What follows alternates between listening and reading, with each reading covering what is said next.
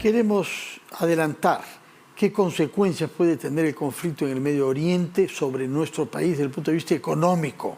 Ya hemos visto que desde el punto de vista humano hay 2 peruanos muertos, 3 desaparecidos y más de 100 varados turistas que no pueden salir por falta de vuelos.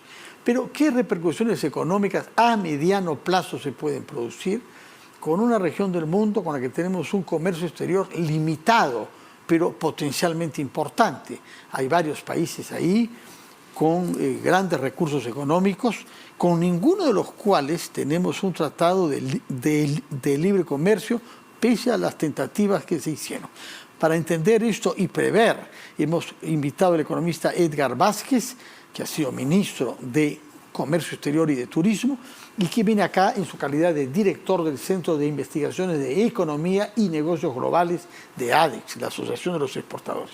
Señor Vázquez, muchas gracias por estar acá. Muy buenas noches. Buenas noches, Fernando. Muchas gracias por la invitación.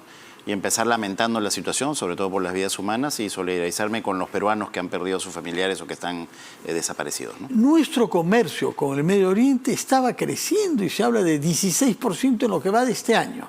Todo esto naturalmente recibirá, con la situación bélica que se ha generado ahí, una detención súbita. Sí, definitivamente los primeros efectos que estamos viendo son en los mercados globales, ¿no? Lo que tú, digamos, bien has mencionado sobre el dólar, el precio del dólar, el petróleo, aunque eso va a ser coyuntural en virtud de lo que cómo vaya evolucionando el conflicto, al igual que lo fue en su momento cuando se inició el conflicto entre Rusia y Ucrania.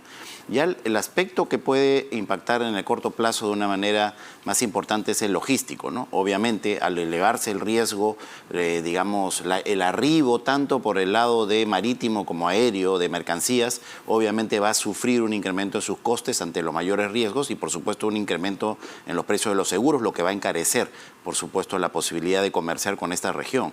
Y dependiendo de la duración, ahí sí podríamos tener un escenario en donde algunos exportadores peruanos a Israel exportan más o menos 67 empresas peruanas. Esa es la magnitud. ¿De qué? ¿Frutas sobre todo? Principalmente frutas en conserva, cereales, quinoa, arándanos, sí, ¿no? Y algunos componentes plásticos textiles. Es lo que exportamos principalmente. Exportamos en términos anuales más o menos 16 millones de dólares. Eso representa el 0.02% de todo lo que exportamos al mundo. Puede parecer que la cifra en magnitud es pequeño, pero estamos hablando de 67 empresas peruanas que tienen en Israel un mercado importante y que, por supuesto, sus trabajadores dependen de ello, de ese mercado, ¿no? En ese sentido, la afectación podría darse dependiendo de la duración de este conflicto. Es que esperemos, por supuesto, que esto se resuelva relativamente pronto y que la circunstancia pueda, tanto logística como de riesgo, pueda reducirse. Ya el escenario más amplio, considerando pues el Medio Oriente, los países árabes, ahí los mercados son, digamos, más relevantes para la exportación peruana, aunque en general todo ese espacio todavía ha sido relativamente poco explorado por varias circunstancias. La lejanía, por supuesto, las dificultades logísticas, y lo segundo es que es un espacio en donde, como tú bien has mencionado, no hemos avanzado todavía para liberalizar el comercio. Es decir, no hemos negociado tratado de libre comercio, por ejemplo, con Arabia, con Emiratos Árabes, tampoco, por supuesto, con Israel. Y eso, por supuesto, limita nuestras posibilidades de competir frente a otros países que sí tienen unas condiciones preferenciales con estos mercados. ¿Y qué impacto se puede temer que los acontecimientos en curso tengan sobre las fluctuaciones del dólar y también del petróleo y del oro? Bueno, estamos hablando que Israel es un socio estratégico de Estados Unidos y, como sabes, hay una importante colonia judía en Estados Unidos que además más que en Israel. Por supuesto, y que tiene una concentración muy importante digamos, en la riqueza y en el dinero y las inversiones en Estados Unidos. Así que ha habido un nerviosismo digamos, natural, por un conflicto de esta naturaleza, además con las declaraciones, por supuesto, del presidente Biden apoyando a Israel, y eso ha generado, por supuesto, nerviosismo y refugio nuevamente en el dólar, con lo cual ha generado que capitales salgan de países emergentes como el Perú, y con eso se ha manifestado la variación del tipo de cambio. Pero eso debería ser algo temporal. Eso debería ser algo temporal hasta que, digamos, el escenario económico y, digamos, tenga mayor información respecto a la posibilidad del tiempo, la extensión del conflicto y, por supuesto, la magnitud del mismo. Esperamos nuevamente que esto se resuelva pronto. de extenderse, por supuesto, las circunstancias van a trasladarse ya no solamente en el plano de las expectativas negativas que están materializándose en las cotizaciones del dólar o del petróleo, sino, como te mencionaba, ya en el comercio real, concreto, ¿no? Es decir, en la posibilidad de seguir abasteciendo de productos estos mercados a esta región y además con los incrementos de los costos que la logística va a suponer. Ahora, ¿por qué es que no hemos logrado ningún tratado de libre comercio con países que viven del comercio internacional? Israel es un país con una población menor a 10 millones de habitantes que exporta varias veces más que el Perú, ¿no? Sí, en realidad, cuando se estableció la primera agenda de negociaciones del Perú con una serie de indicadores, obviamente por una cuestión de economía de escala, lo que se prefirió es ir avanzando sobre los mercados más grandes, más relevantes para el Perú. Por eso empezamos con Estados Unidos, China, la Unión Europea, etcétera, ¿no?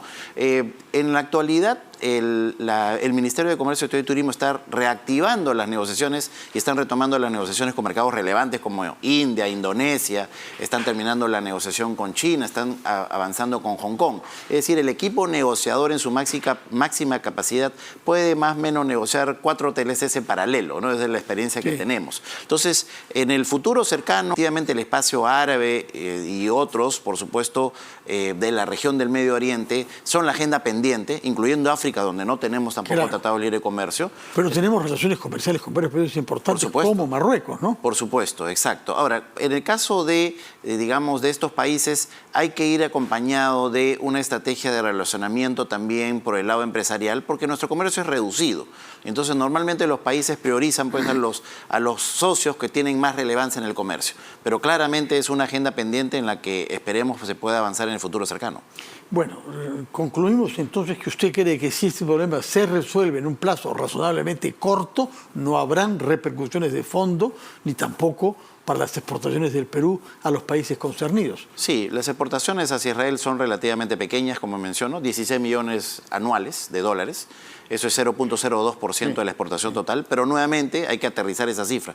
Esas cifras son empresas peruanas, 67 empresas peruanas que dependen de ese mercado y que podríamos poner en riesgo su empleo. Aquí lo que tiene que hacer es el Ministerio de Comercio Exterior, PROMPERÚ, ya empezar a reunirse con la Cancillería y armar planes de contingencia para que a estas empresas podamos incluso redirigir su oferta exportable hacia otros mercados en digamos, previsión de que el escenario pueda complicarse, ¿no? Y de esta manera evitar una mayor pérdida de exportaciones en un año en el que las exportaciones van a caer y que los empleos exportadores están retrocediendo. ¿Va a caer? ¿Eso ya está calculado? Sí, habíamos batido un récord el año pasado. El año pasado batimos un récord. Este año vamos a retroceder desde la Asociación de Exportadores. Por el clima. 1.3%. Varias cosas. Cotizaciones internacionales, clima por el lado de la pesca y menor demanda internacional. La economía del mundo se ha desacelerado y nuestras manufacturas de exportación están retrocediendo. Regresará entonces usted para hablarnos sobre esos otros aspectos que no tienen que ver con el Medio Oriente, sino con el clima y con la desaceleración de la economía mundial. Muchas gracias, sí. Edgar Vázquez, repito que es el presidente usted del Centro de Investigaciones de Economía y Negocios Globales de ADEX, la Asociación de Exportadores del Perú.